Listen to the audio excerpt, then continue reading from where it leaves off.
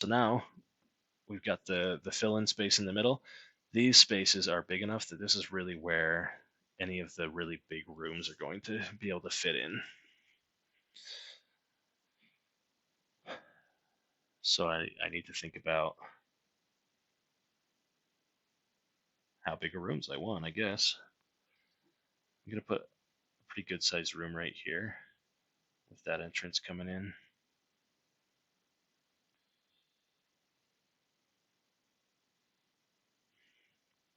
I want it bigger.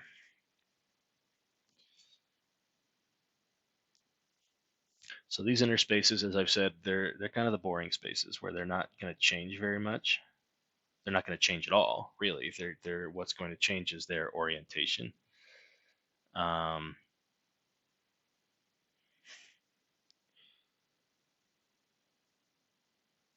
and that's okay, right? Because they're not going to be where your players think they are. But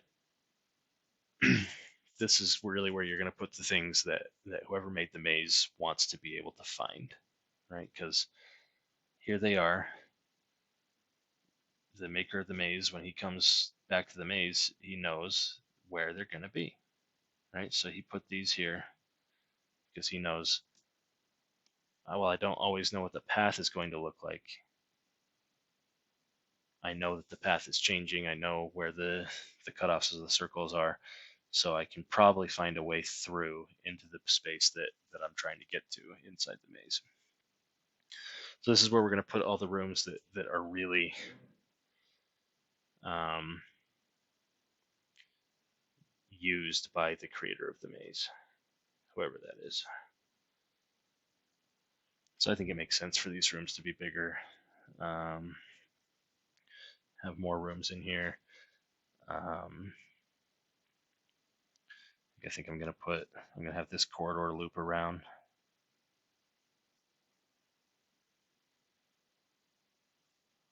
Like this and kind of hook up here. And I'm just going to put like bedrooms along here, right? So at this point, I guess I need to think about what size these squares really are.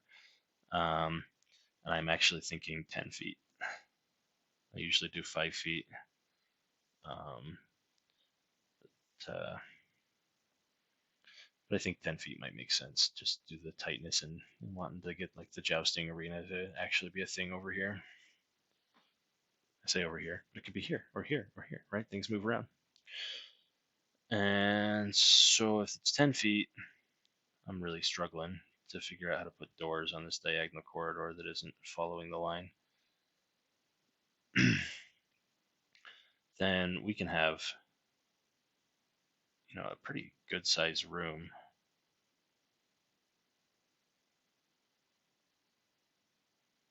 Just like that. Right. And so these are the people who live in the maze, right? And so they've got pretty spacious um, spacious living in here. Right? We can assume that because they're the ones who are living under this extreme level of security. It makes sense that they would be important people to whoever built this maze. And you know what? I want to put a prison in here somewhere too.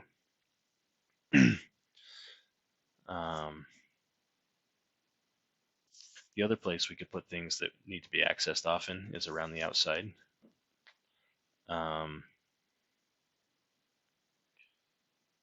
So that's something to think about. Those are going to end up being places that we want access to often, but at the same time, they're going to be places that we don't mind outsiders having access to. So maybe more public areas would make sense. I say makes sense. I mean, we're designing a rotating labyrinth. Does any of this make sense? It's all nonsense, I say. That's okay, though. It's nonsense that we like. Nonsense that we like. We put a little extra effort into. So on this other side, I'm going to do the same thing with rooms about the same same size, same depth, same width.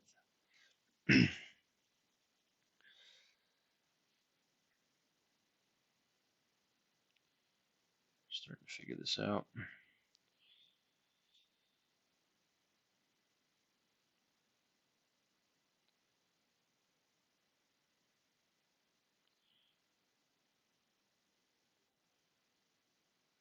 So in talking about the gravity maze puzzle, which, if I get my act together, I might be able to release before this video game came out. But in mentioning any, or before this video comes out, did I say video game?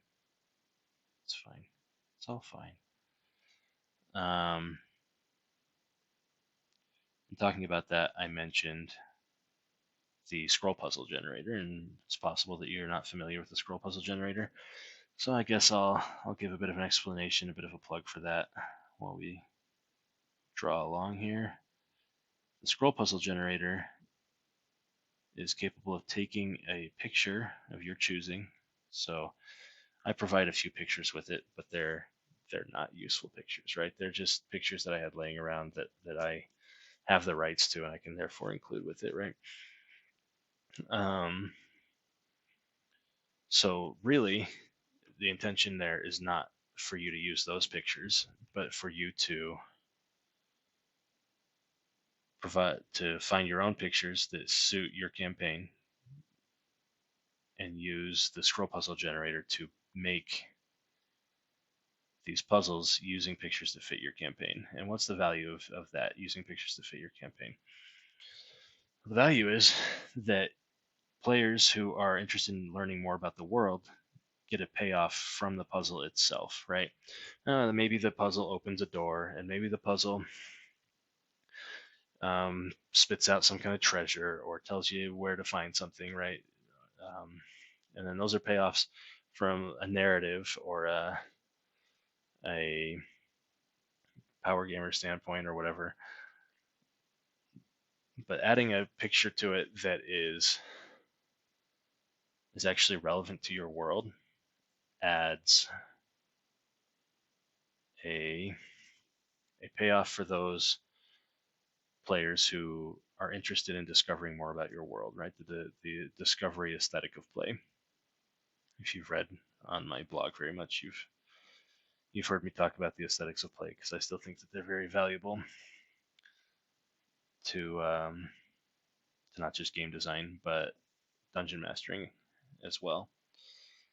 And so that's a good payoff for them, right? That this puzzle is teaching them more about your world just because this picture is in it, right? Even if the picture isn't the main thing that they're getting from solving the puzzle, that player, the player who cares about discovering your world, that player is getting a huge payoff from being able to piece together a picture that fits in your world. And that's why I don't expect you to use the pictures that I put, because the pictures I put, those are things I drew for my world, right? Those aren't relevant at all to your world.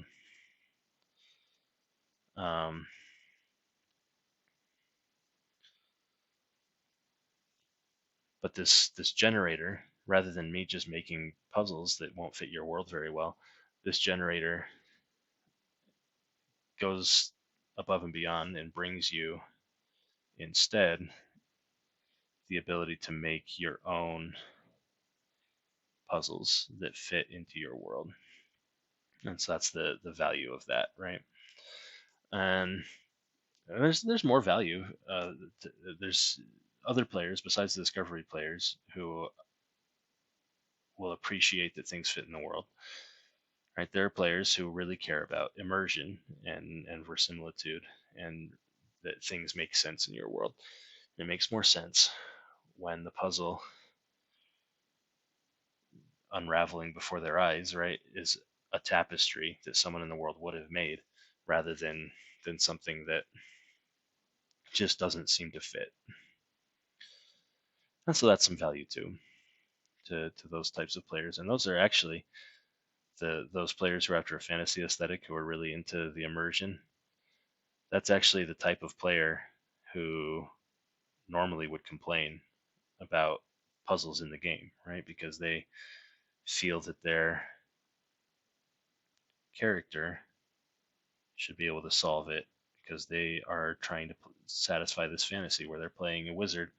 My character should be able to figure this out. Why am I even thinking about this puzzle, right? Tell my character how to solve the puzzle. Let me roll an intelligence check. And so they're likely to zone out during puzzles, right? And that's okay because not everyone needs to be highly engaged at all times, right? That's unrealistic. But even if they zone out on this scroll puzzle, they're going to still get the experience of seeing something, seeing that this fits in your world, right? And so their immersion won't be quite as broken. When they zone out, they won't be completely disconnected from what's going on at the table because they can see that what's going on at the table is actually um, fitting in the world, hopefully. And so that's kind of the goal of the scroll puzzle, and it's a decent puzzle. It's not hard, right? And the point of a puzzle isn't to be super hard. You don't want to put a puzzle in front of your players that they spend 3 hours working on when you got a 3 hour session. That's not probably going to be a very effective engagement curve, right? Even for the players who enjoy puzzles, who stay on task for all of that, well, they're just doing a puzzle, right? That's not really why they came to the table solely, right? Even if they do enjoy doing puzzles, we're looking for a little more than just doing one big puzzle for a long time. And so it's a fairly simple puzzle. Most people can do them in under 10 minutes, which is nice. Um, and I'll often, when I do them, I'll actually get out an egg timer so that I know exactly how long it's taking them to do the puzzle. So I know, should I roll random encounters, or have I established that there's a patrol in the area that they need to finish this puzzle before the patrol comes by? And so it's a fast enough to complete puzzle that you can count real time kind of as game time. Um,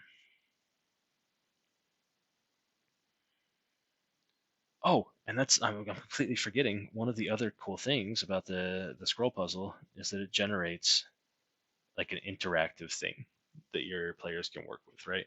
So it's not, you've described this puzzle and they think that there must be something missing in your description because they don't get it. Um, in fact, I'm going to put some arrow loops here. Actually, that sounds fun. In fact, you put the puzzle in front of them and they have everything they need from the puzzle, right? And it requires you to have like a laptop or something, right, that you can open up a web browser so that they can interact with the pieces of the puzzle manually. But it is straight up putting the puzzle in front of them so they can see the whole thing, and it's not relying on you remembering all of the things to describe. Like, how many times have you, I know this has happened to me, and so I assume it's happened to you too if you use puzzles in your campaign. How many times have your players struggled along, and you realize that you were imagining some context of the puzzle that you forgot to tell them, right? And so here they are, frustrated because they can't figure out this puzzle, and you're going, it's so obvious. There's just this thing that you're missing, and they're missing it because you didn't tell them that part of the puzzle, right? That can be extremely disappointing. We're getting to a point here where I think I'm going to go stop the recording again.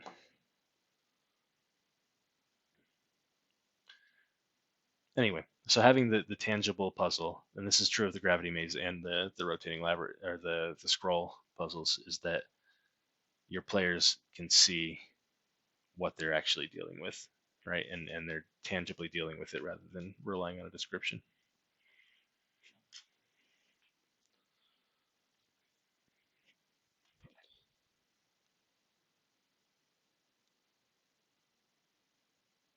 All right,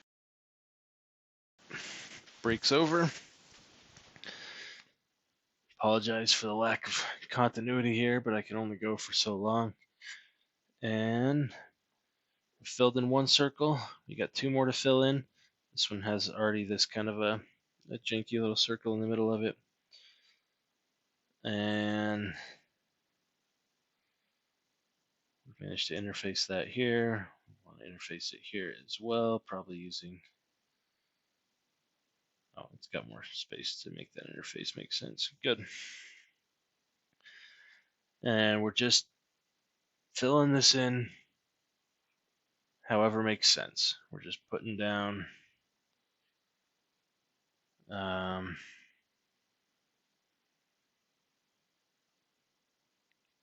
corridors, funhouse dungeon style. So the people who have asked in the past, I really don't know what part of it, of designing a rotating labyrinth, that you had questions about, right? It's possible that at the very beginning of this video, I covered all the things that you had questions about, and now I'm just drawing a maze and chatting. I hope somebody's listening out there. But it's been a good discussion with myself anyway, just talking about puzzles and mazes. And I'm going to reveal that, that I have no idea what I'm doing on YouTube. And I'm just going to think aloud a little bit about how to release this. If I'm going to cut it up into pieces, I feel like it doesn't make sense to pay it out like week 1. You get to watch James draw some circles. Week 2, James puts the hash marks on the circles.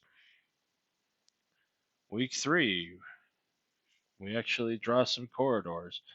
I just don't feel like it makes sense for this kind of tutorial to span across, any kind of time.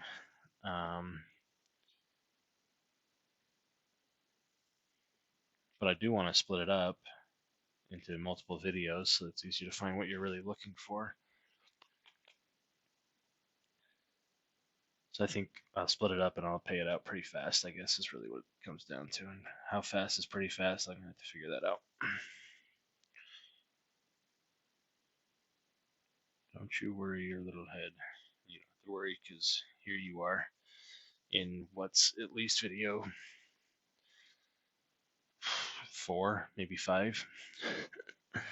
You've already got most of it squared away. So we're going to finish these 2 circles, and then we'll talk about things on the outside. The original labyrinth, the outside was pretty simple because it's all kind of square. This has got kind of a blob shape to it, kind of a Mickey Mouse shape, actually, when I think about it. Cool. And so it's going to be a little bit different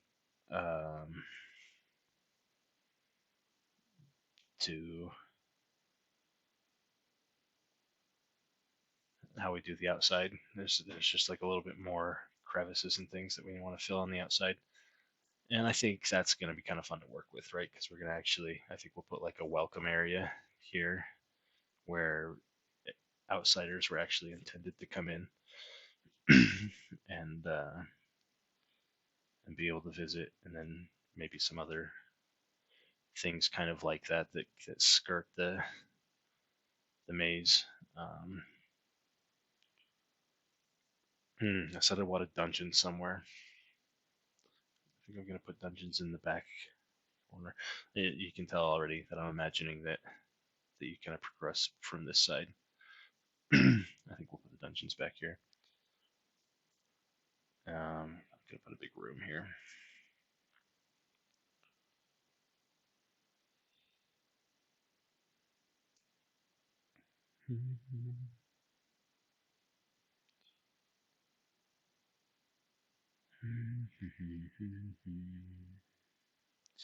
Again, I have absolutely no idea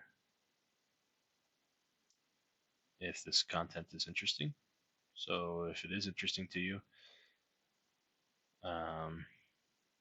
guess liking and commenting is the way to let me know that I should keep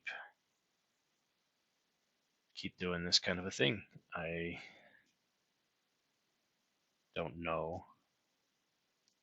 And actually, you're gonna have to be more specific.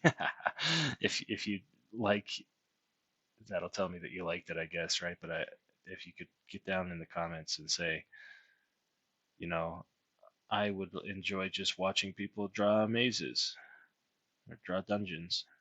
I could do some more dungeon drawing recording. Um, Probably. Or if it's that you're interested in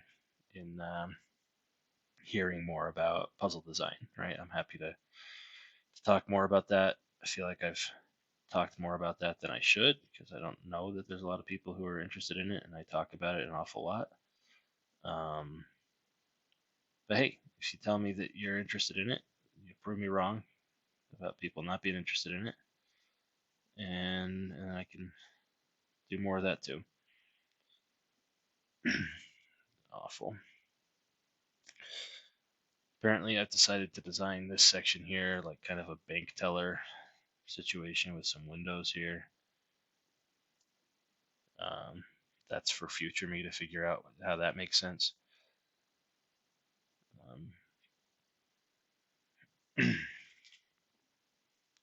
Yeah, so let me know. Let me know if you like this. I have absolutely no concept of uh, what would be interesting. I personally haven't taken a lot of interest in really any YouTube channels talking about Dungeons and Dragons because I don't feel that I get a lot out of them. I'm more looking at history videos and stuff and game design videos.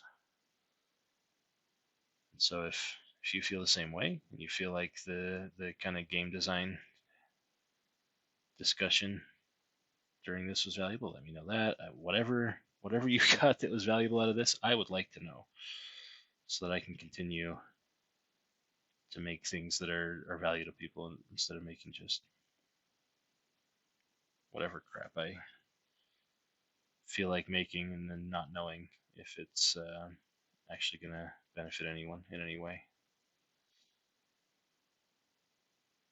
If you know what I mean.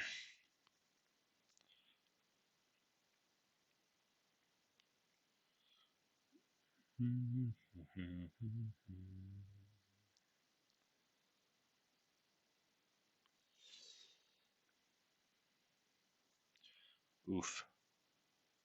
Forgot about this little corridor here. It's fine. It's fine. It's fine. It's fine. It's fine. We're going to put a little room back here that you need to go through this circle to reach. I think that's actually an interesting choice.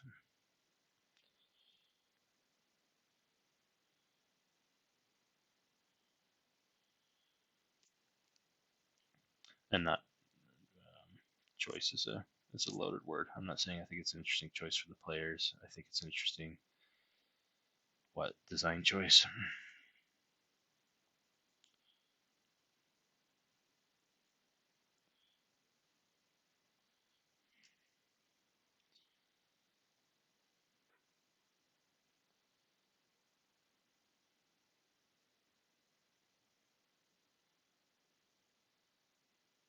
All right, kind of a blob room back in there.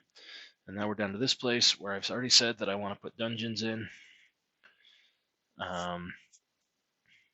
Determining the security of those dungeons, impossible, right? Because this is going to rotate, and so any side of these are not going to be there. So I guess we can just put them wherever we want. And I'm going to put them here. And so dungeons.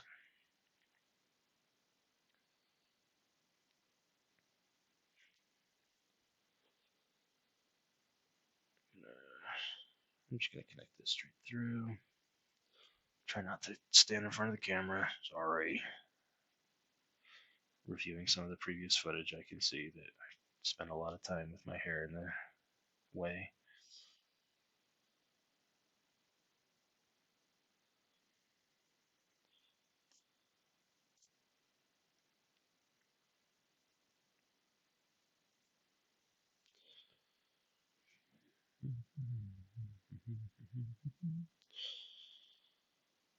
Oh,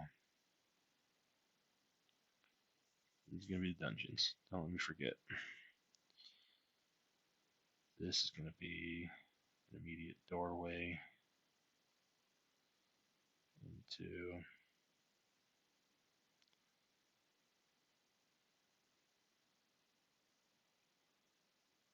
what ends up being basically a closet here.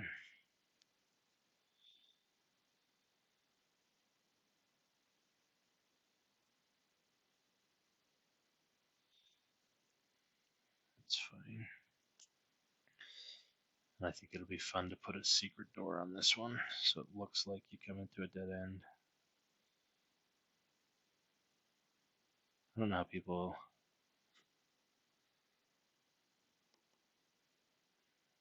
I have no idea if you guys can see what I'm doing. It's okay. We're just going to make this an even smaller closet. I said these were 10-foot squares, right? So it's 10 feet by 10 feet, but that's a massive closet by my standards, but by Dungeons and Dragons standards, who knows?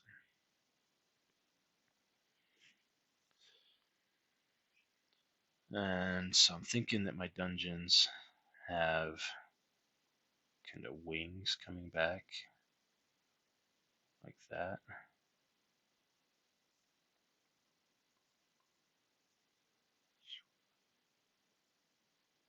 Like that.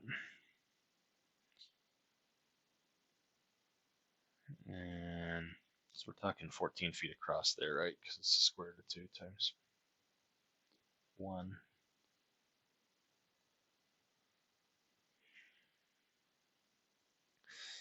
And so that's actually maybe enough room to put some little cells in, right? Since we're doing the 10-foot squares.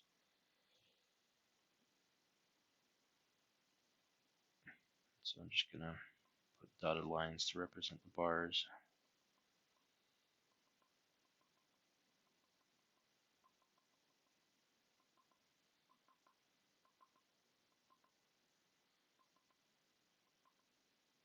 Well, you can only really fit one cell at the end, if that, right? Because it's only going to be like 5 feet by 5 feet at the biggest. Maybe they don't keep the prisoners very well.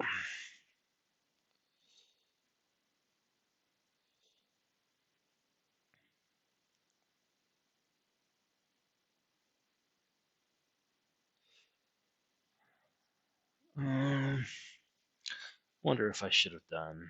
I'm gonna make it a little bit wider, just a smidge, right? Because then that back cell is more of a size that makes sense, and it uses this space more evenly.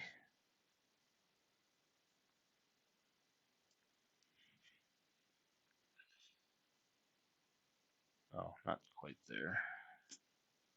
Here. And then we can round that corner off, and that's got a better feel to it. Yeah, now everything's a more reasonable size.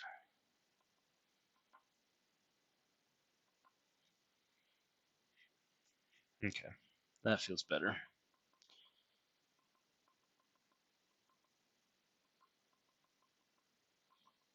I'll clean it up in post. Cool. Oh, and that means that we have room in this middle. What are we doing? Here and here. Okay. This is still has plenty of room to be bigger than the other ones. If we duck it in half a square on each side, it's still bigger. Cool. Let's do it.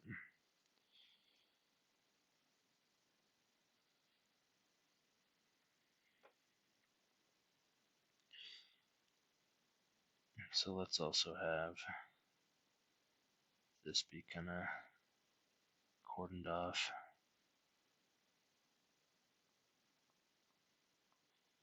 bars. This can be kind of a guard room. And then we can kind of extend the cells along this wall as well.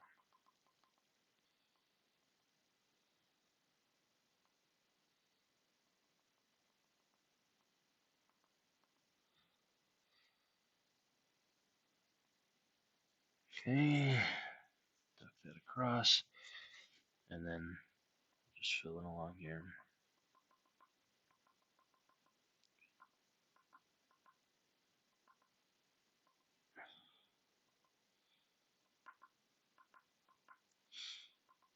Okay, dungeons. Pretty extensive dungeons. And that took a long time. I'm not going to lie. I'm regretting all those dotted lines.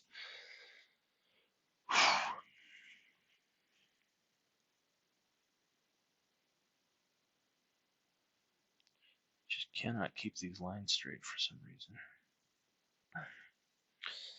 I think it's interesting to put another big room over here. So I'll do that.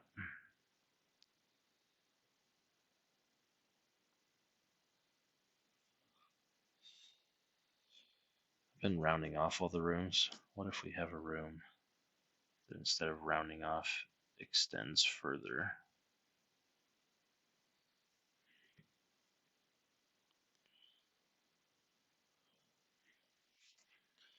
Might be interesting. Might not be.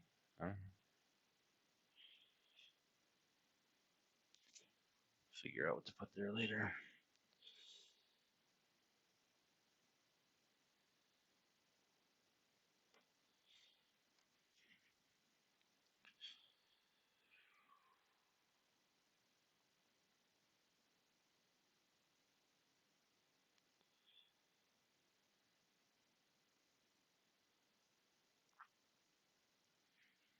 It's looking an awful lot like that room where you're going to have the corridors bending around it, even though we're in the smaller circle. It's working out about the same.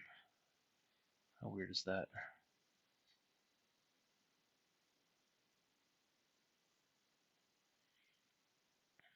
Cool.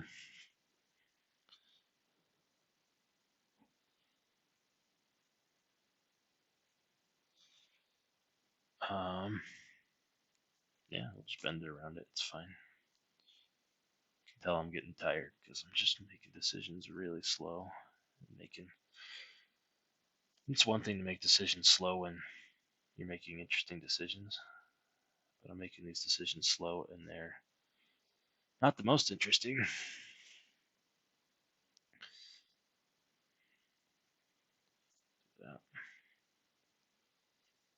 I'll do it here. Okay.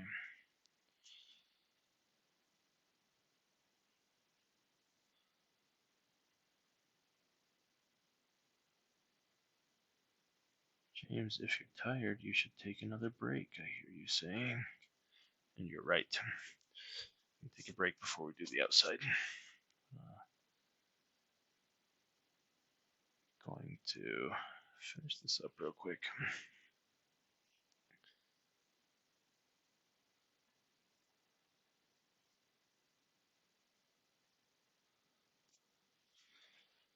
And then I'm going to put a door here. Kind of like that. And I'll run it up along here. Big room.